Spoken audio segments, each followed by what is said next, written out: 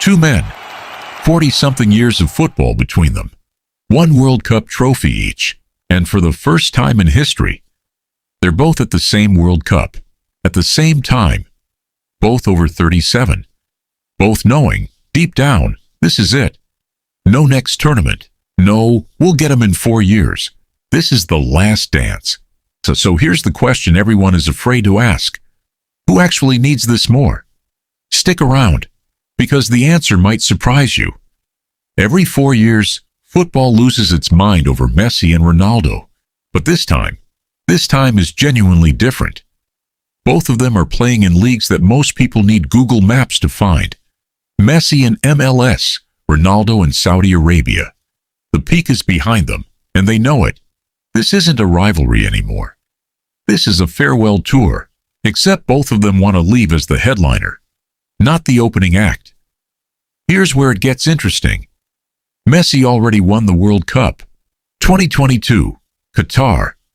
You remember? He cried. We all cried. Even people who don't watch football cried. So why is he back?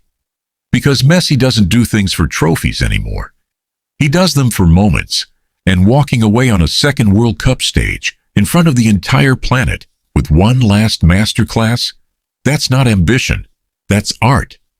In theory, he has nothing to prove. In practice, Messi can't help himself. Ronaldo is carrying something heavier, and it's not the ball. He's carrying the weight of a man who still genuinely believes he's the best player on earth, which, respectfully, is not a belief shared by most of the internet. His Portugal career has been complicated. Trophies with the national team? 1. A Euro in 2016. The World Cup? Still waiting. Ronaldo has spent 20 years being the loudest person in the room. This World Cup is his last real chance to make the room shut up and listen. That kind of hunger is either inspiring or terrifying. Sometimes both. Here's the thing people forget when they argue about these two. They don't play alone. Messi has Enzo Fernandez, Lautaro Martinez, a squad that's been battle-tested and confident since 2021. Argentina doesn't need Messi to be superhuman. They just need him to be Messi. Ronaldo. Portugal has talent, real talent. Bruno Fernandes, Rafael Leão. They're legitimate contenders, but there's always this one small issue. When Ronaldo is on the pitch, everything orbits around him, which is great when it works, and complicated when it doesn't. You know the type. Everyone's talking about legacy. Nobody's talking about legs. These men are not 25 anymore. A World Cup is 7 games in 30-something days. At their age, that's not a tournament. That's a science experiment. In theory, experience compensates for athleticism. In practice, knockout football is brutal, and extra time does not care about your reputation. The real question isn't who's better. It's who can stay healthy, stay sharp, and stay hungry all the way to the final. That's a different kind of competition entirely. Let's say it happens. The dream scenario, Argentina versus Portugal, Messi versus Ronaldo.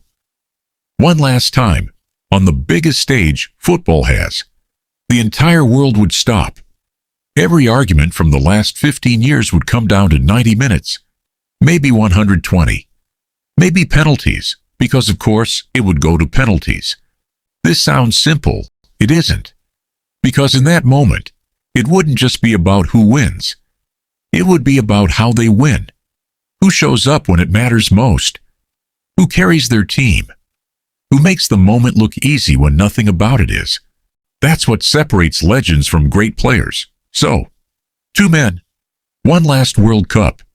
Everything on the line. Messi plays for the moment. Ronaldo plays for the myth.